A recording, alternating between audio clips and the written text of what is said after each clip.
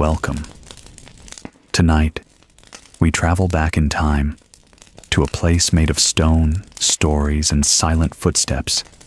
A place where wind brushes against ancient towers, where walls have heard secrets and candles have lit 1,000 dreams.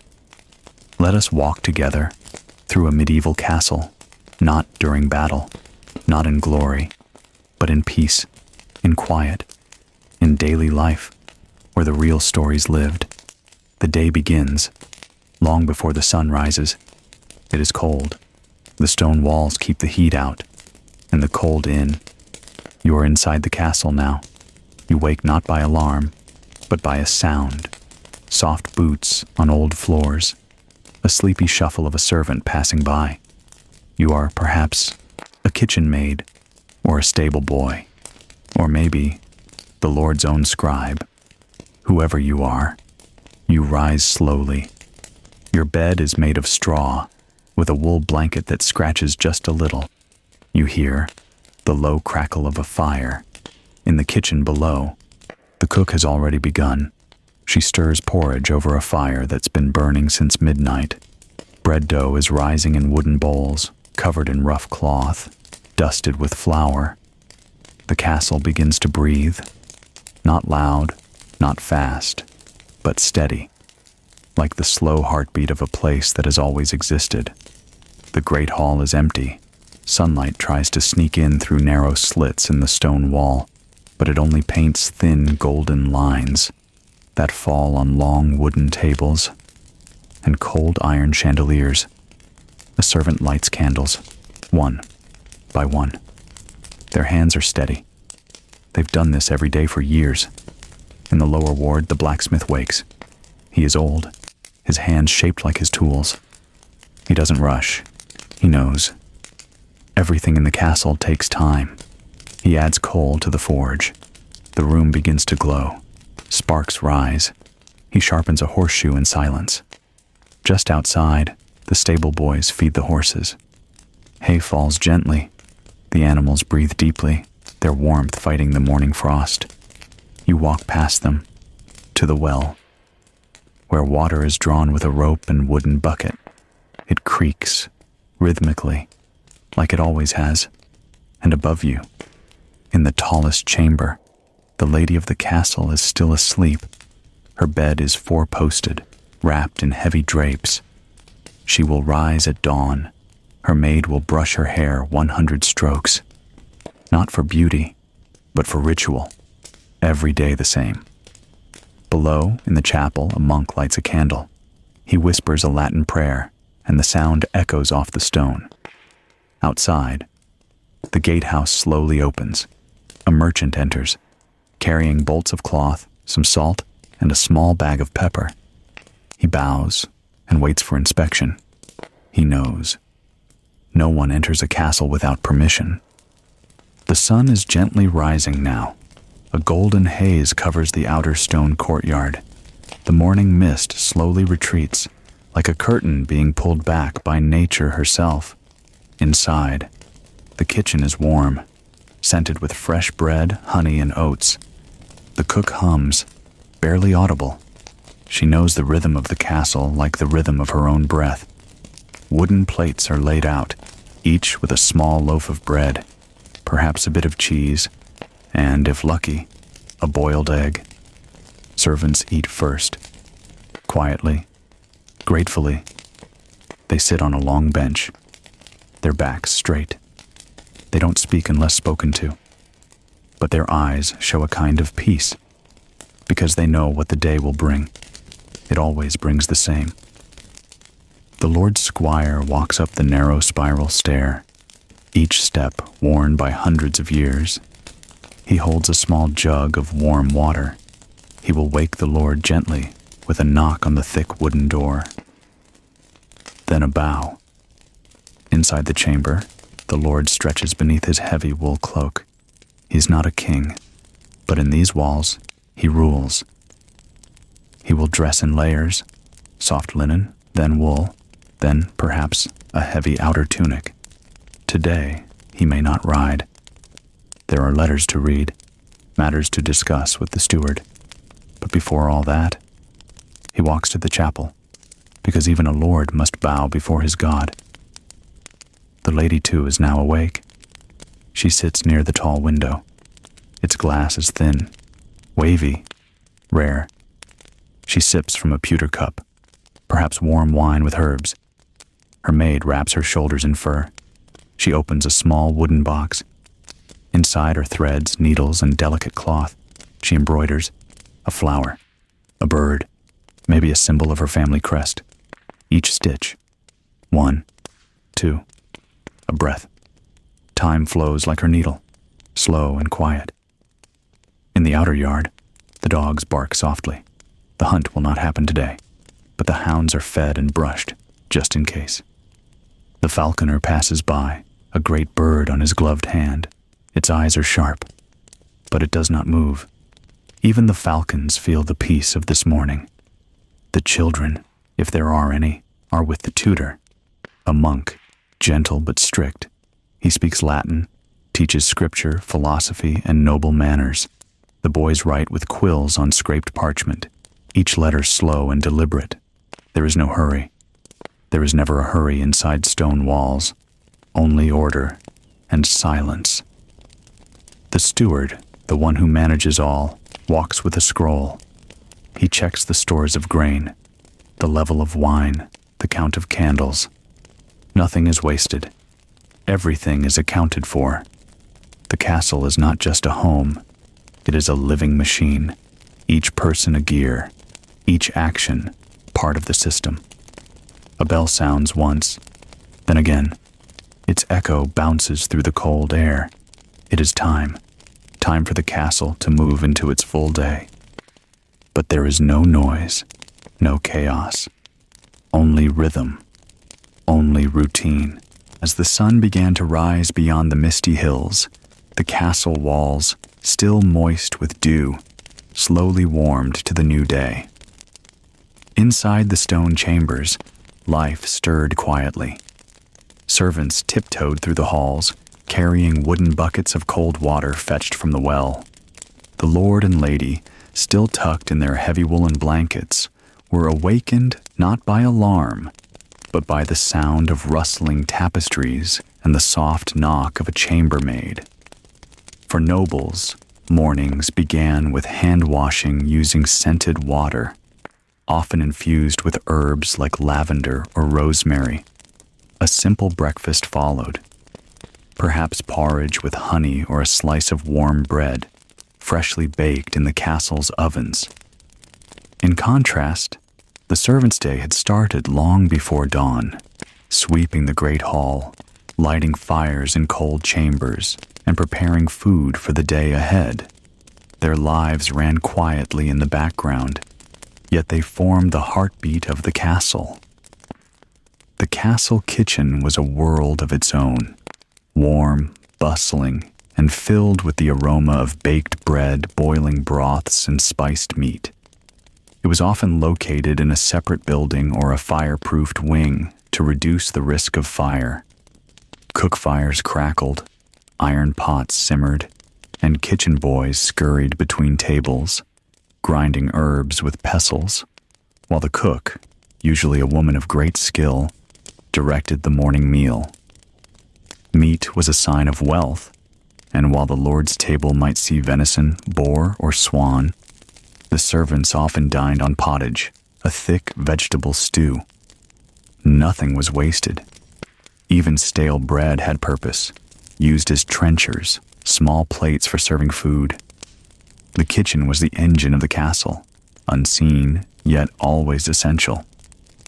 At the heart of the castle was the great hall, a vast room with high wooden ceilings, grand tapestries on the walls, and a long central table. Here, meals were shared, disputes were settled, entertainment was held, and justice was served. Nobles sat on raised platforms, while others sat below, all arranged according to their social rank.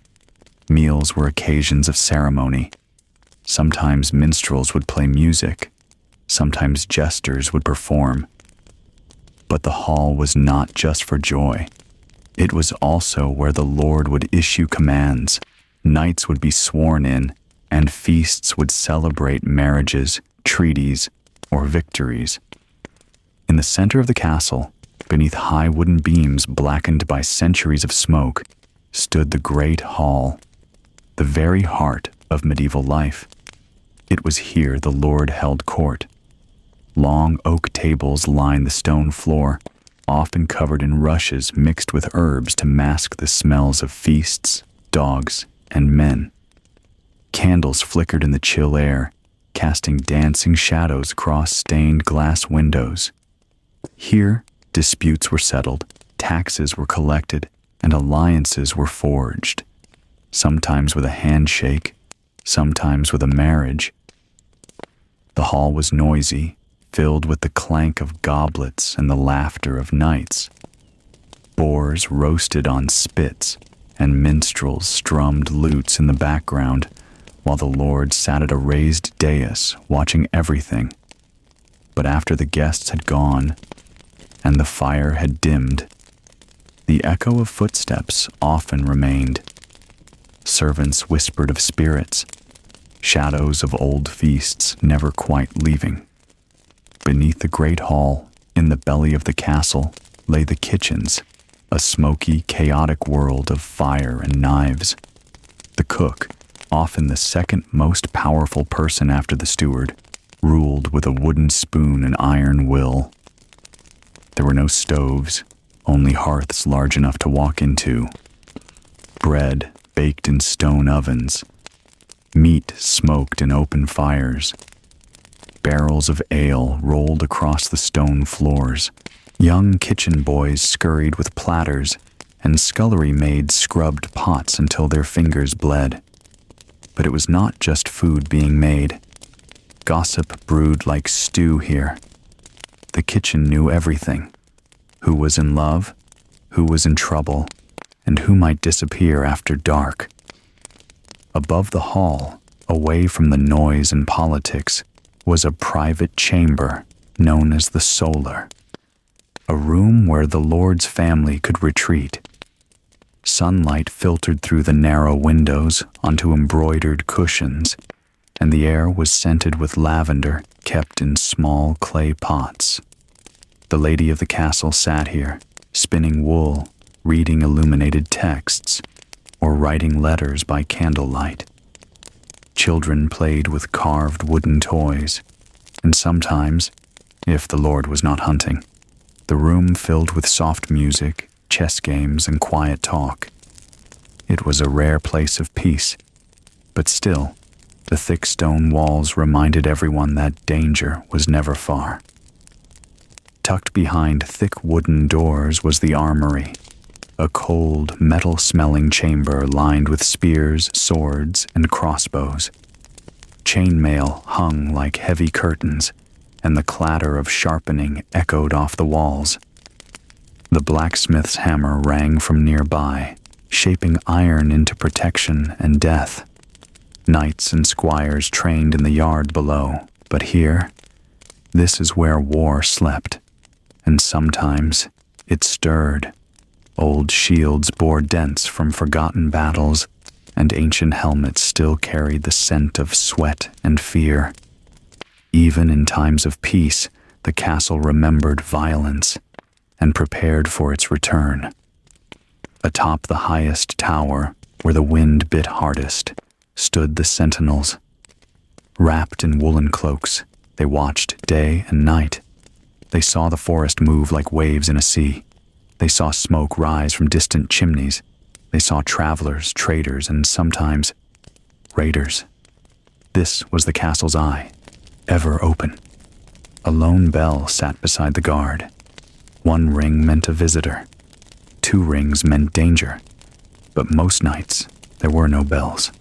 Only silence. Only stars. In the cold, dim silence before dawn, the castle kitchen stirred to life long before the great hall above would welcome its lords and ladies. The air held the scent of old ashes and drying herbs, of damp stone and something faintly sweet, perhaps leftover honey bread tucked away overnight. A fire had been coaxed into a strong orange glow by a sleepy scullion with straw-colored hair, her hands red from scrubbing pots in cold water hours earlier. Iron cauldrons hung above the hearth, bubbling quietly.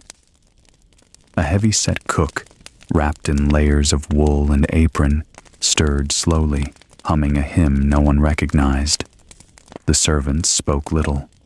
Whispers passed about salted meats and barley stalks. One boy carried in a basket of turnips.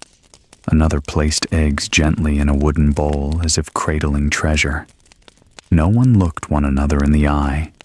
They were not yet fully awake, nor fully in the world. A cat darted between their feet, seeking warmth, its tail twitching near the fire. Nearby, strips of smoked pork hung from hooks, swaying faintly as a cold draft passed under the door. Outside the kitchen window, the sky lightened, just a hint of silver behind the trees. Soon, the bells would chime the first call of the day. But here, in the stillness of the stone-walled kitchen, time moved like honey, slow, sticky, ancient. Out in the outer bailey, the stable boy wiped sleep from his eyes with a hay-stained sleeve. His name was Aldrich, though few ever used it. To most, he was just boy. He tugged open the stable doors, and the warm, earthy scent of horse and hay rolled out into the chill air. Inside, the horses stirred. Not wild war horses, but the castle's work beasts, patient and broad-backed. They snorted clouds into the cold, stamping their hooves gently on the straw. He whispered to them, as he always did. Not real words, more sounds, half comfort, half apology for the early hour. With slow, practiced hands, he filled troughs with grain, checking each bucket for mold. One horse, the old brown mare named Brisa, nudged his arm for extra oats. He smiled, though no one saw it. His boots sank into old straw and manure as he moved stall to stall. Outside, the roosters crowed once, then again. Aldrich paused by the far stall where the knight's charger was kept, a black stallion named Riven. Riven snorted and pawed, eyes bright even in the gloom. He would ride soon, always ready, always tense. Aldrich ran a hand along the stallion's neck and said softly, "Easy now. Still early." Then he grabbed a pitchfork and began the day's first real chore, mucking out the stalls. Steam rose from the fresh dung, mixing with the breath of the horses like smoke from a forgotten forge. High above the waking kitchens and muddy stables, the bedchamber of young Lord Willen began to stir. The boy, no more than 15, blinked up at the heavy beams of the ceiling. He had dreamt of dragons again, not fearsome, but slow and wise, coiled in libraries of fire-lit stone. The servant boy entered with a silver basin of steaming water, careful not to splash. Behind him, a girl carried fresh linens and a comb made of bone. Willen didn't speak as they opened the shutters, letting in a breath of frozen air and the soft blue-gray light of morning. The chamber smelled of lavender from the rushes scattered on the floor and of old wool from the bedclothes. Willen sat up, his nightshirt wrinkled, his hair tangled from dreams. He accepted the washcloth silently, splashing water on his cheeks, inhaling the steam like a monk. Outside, he could hear the distant thud of wood being chopped, a dog barking once, the hum of castle life unfolding. But here in his high stone room, it was still quiet, the kind of quiet only those born to titles could afford. He dressed slowly. Tunic, belt, boots, each piece handed to him like a relic. He caught sight of himself in the polished copper mirror and paused. A thin boy, pale as milk, with eyes that held the burden of names and land and duty. He looked away and said quietly, "Let's go to the chapel." And the servants bowed, and the day continued. In a small chamber behind the kitchen, a man bent low over his wooden table, carefully pouring hot wax into carved molds. He was the castle's candle maker, an old man with shaking hands, but an unmatched knowledge of scent and flame. He didn't just make candles for light. Some were meant to soothe, some to alert, some to lull even the most restless night into slumber. He crushed lavender, thyme, and rare roots into his mixtures. Sometimes he would whisper secrets into the wax. Old superstitions, they said, that if you burned one of his candles while you slept, you would dream of the past. And in those dreams, the castle lived again. At the far end of the western wall stood a tower, thin, tall, and almost forgotten. Inside hung a bell. It had rung during storms, weddings, and wars. But now, only once a day, at sundown, the bell was rung. The boy who rang it was no more than 12. He would slowly climb the spiral staircase, each step creaking under his worn boots, and when he reached the top, he would pause, then pull the frayed rope once. The bell rang, not with power, but with memory. Its sound didn't wake anyone. It reminded them to rest. Above the barracks, there was a wooden roost. It was the domain of the falconer, a quiet man who spoke more to birds than people. His falcons were not chained. They stayed by choice. At night, he would sit by the largest of them all, whispering old legends. Once, he said to one bird, "You flew over the battlefield at dusk and found the fallen king." The birds tilted their heads as if remembering.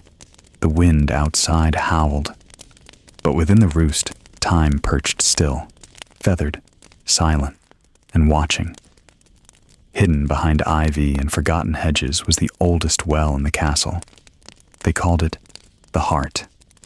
No one remembered when it was first dug, but it had never run dry, not during siege, nor storm, nor fire. A young girl, daughter of the gardener, came every night. She didn't draw water. She sat beside it and listened. Some said the well spoke back. Others believed it held all the memories of the castle within its still, dark depths. Beneath the castle, past iron doors and damp stone, was a locked chamber. No guards stood watch. No torches lit the way. And yet, it was never truly dark. A single high window let starlight through, and that was enough. Inside were scrolls, books, old coins, wooden toys, even a child's shoe. It wasn't a treasure room, it was a memory room. Each item held a life, a whisper, a name long forgotten. The air was still, and sometimes, late at night, the room would sigh, like it was remembering too. Inside the cold, ink-stained walls of the monastery's script room, Brother Aldrich sat hunched over a scroll.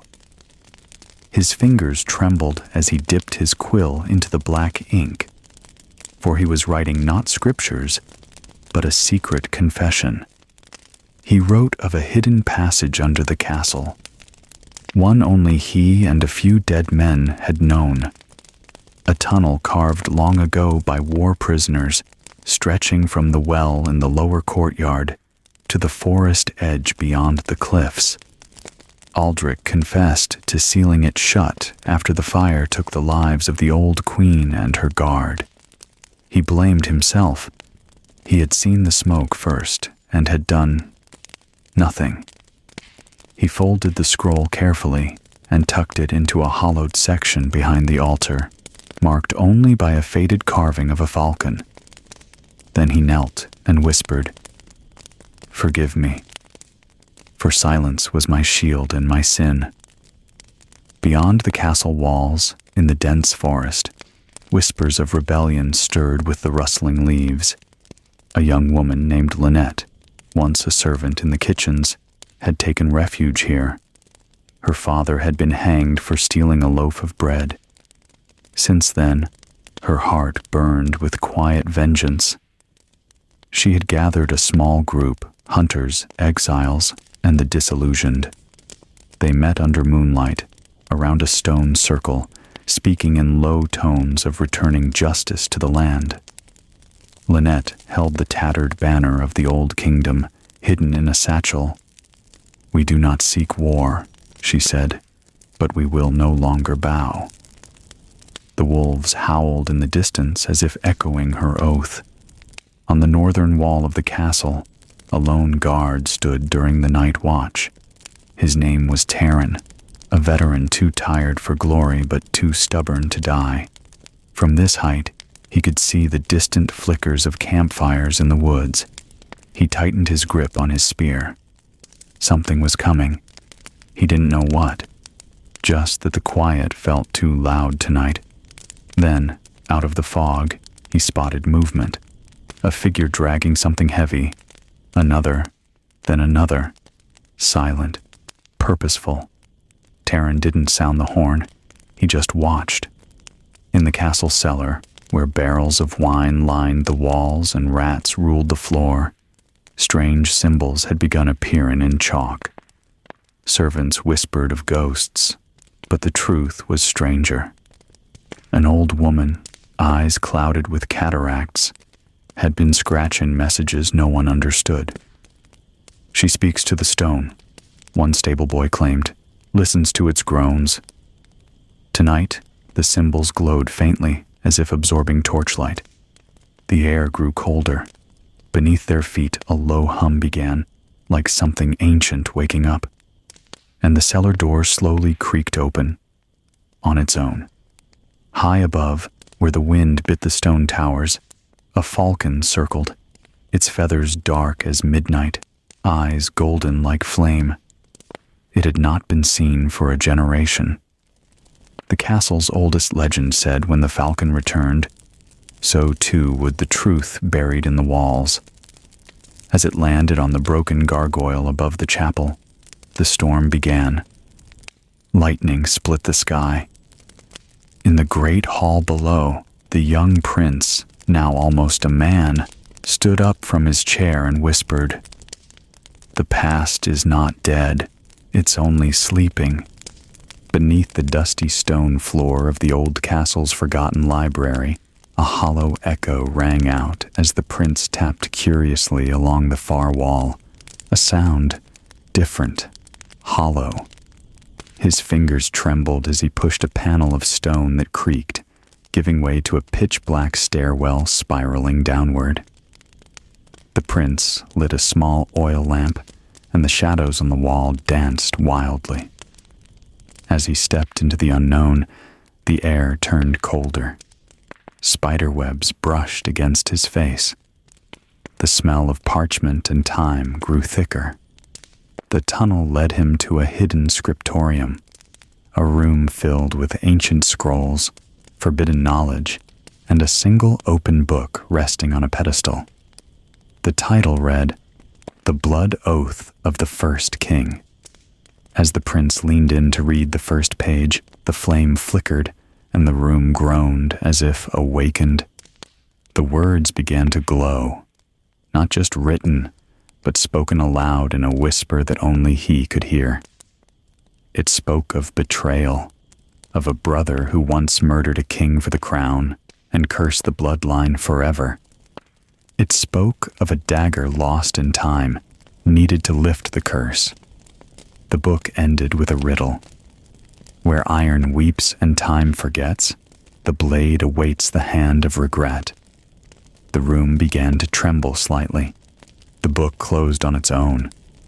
The clue from the book led the prince to the oldest part of the castle, the Whispering Tower. It was long abandoned, and even the guards dared not step near it. Inside, the wind spoke through cracks in the stones.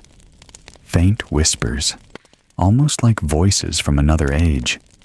He climbed its spiral staircase, step by step, until he reached the top. There, etched into the stone wall, was the same riddle from the book, glowing faintly in moonlight. Beneath it, a small indentation in the stone, as if something once fit there. To find the dagger, the prince seeks out the last known descendant of the royal blacksmith, an old woman who lives at the edge of the kingdom. Her house is filled with melted iron relics, rusted swords, and forgotten tools. She listens, silent, then nods. "The blade was never lost," she whispers. "It was hidden, in plain sight, forged into another shape so none would suspect." She opens a dusty chest and reveals a weathered medallion, shaped like a tear. This was once a dagger's hilt. As the prince takes the medallion back to the castle, strange things begin to happen. Shadows grow longer. Whispers follow him in empty halls. The sky darkens unnaturally. At night, the portraits of past kings seem to watch him, their eyes filled with warning. A storm brews, but not in the sky, within the castle walls. In his dreams, the prince sees the betrayed king rise from a bloodied throne and point at him. "Break the blood oath, or become me." To lift the curse, the prince must undergo a forgotten ritual, the trial of echoes. He must enter the hall of mirrors deep beneath the chapel where reflections speak truths. Each mirror shows a version of himself, angry, afraid, arrogant. He faces each with courage, learning from them. The final mirror is empty. Then, it begins to reflect his ancestor, the brother who betrayed. It speaks. Only forgiveness can undo what hatred began. The prince kneels. The room fades. A secret passage opens beneath the chapel altar, leading into the earth's belly. The prince carries the reformed dagger and walks alone. Torches flicker on their own. The walls are engraved with the bloodline sins. He reaches a massive chamber. At its center, a stone throne soaked in dried blood. Upon it sits a shadow, the spirit of the betrayed king. He says nothing, merely extends a hand. The prince walks forward slowly. He kneels, then places the dagger at the king's feet. "I forgive you," he says, "and I free myself." The shadow hesitates, then nods. Suddenly, the room is filled with blinding light. The air is warm again. The curse, after centuries, is undone. The dagger crumbles to ash. The castle awoke differently the next day. The heavy silence was gone. Birds returned to the towers. The old trees seemed greener. Even the walls felt warmer. The servants whispered of peace they hadn't felt in generations. The portraits now smiled faintly. And the prince? He sat in the courtyard quietly, the morning sun on his face, as if he carried centuries of weight no more. That night, the royal bard composed a song, the Ballad of the Blood Oath. It told of forgotten kings, cursed blood, hidden daggers, and a prince who chose peace over vengeance. The song spread across the land, carried by travelers and merchants, until every tavern hummed with its tune. And though the curse was gone, its memory remained, as a story told only in whispers before sleep. Years passed. The prince grew older, wiser. He never sought a crown, only peace. Every year, on the day the curse broke, he returned to the Whispering Tower and lit a candle. Not for fear, but in memory, because he knew. History never truly sleeps. It only waits, in silence. In the deepest corner of the castle's lower level lies the old armory. Forgotten by most and buried beneath layers of dust, this vast room once held rows of gleaming swords and proud shields. Now, rust clings to iron and cobwebs stretch between long unused lances. The air is still, save for the occasional drip of water echoing against stone. A single torch flickers on the wall, casting soft, dancing shadows. A boy once dared to wander here and swore he heard distant whispers. They say the weapons remember their wielders, and sometimes they speak. Beyond the banquet hall is a slender corridor, where the stone walls are inscribed with hundreds of names. These are the warriors, the knights, the forgotten sons of the realm.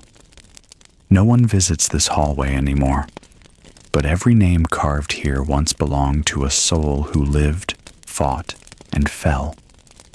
When wind passes through, the names seem to hum softly, a lullaby of the fallen, honoring those who came before.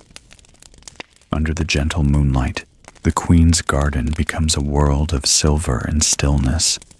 The vines creep silently over old stone benches, and a forgotten swing sways slowly in the breeze.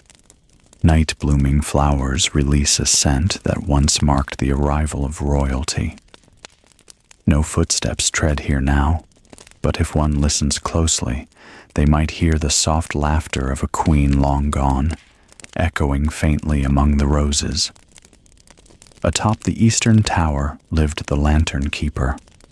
Every evening, he would climb the spiral stairs and light each torch with great care.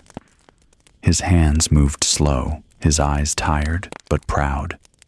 He believed the lights protected the castle from old spirits. Even now, though no one lights the torches anymore, the tower glows faintly every dusk. Some say the lantern keeper never left, that he still climbs each night in silence. High above the chapel rests the bell tower.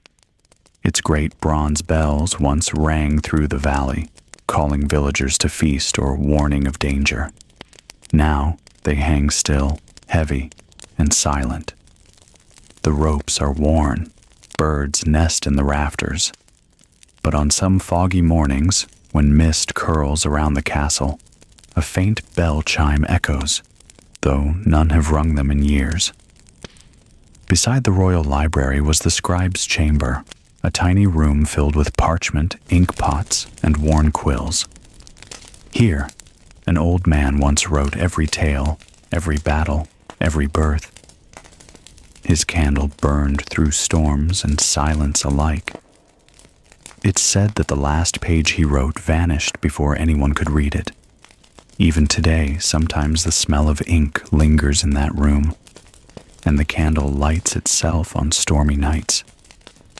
In the war room stands a giant stone chessboard, each piece carved by the king himself. He believed battles could be won before the sword was drawn, with strategy. After his death, no one dared to move the pieces. But sometimes, the board changes.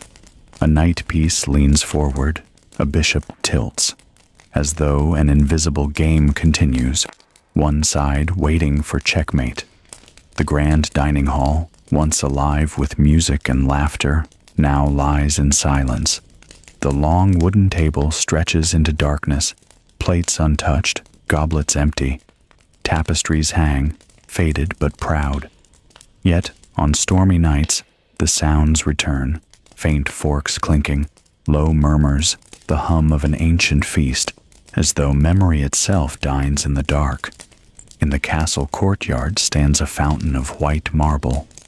Once it flowed with clear water, gifted from a mountain spring. Now it stands frozen, not by cold, but by time. Birds perch, but never drink. Children once played around it, splashing joy. But now, the only sound is the slow crack of marble, like the castle's very heart breaking, quietly. There is a door no one opens, not because it's locked, but because it was sealed by silence. It stands in the west wing, its wood old, scarred, and bound with iron. No one remembers what lies behind it, not even the oldest servant. Yet every year, on the same night, a faint knock is heard. just once. And then nothing.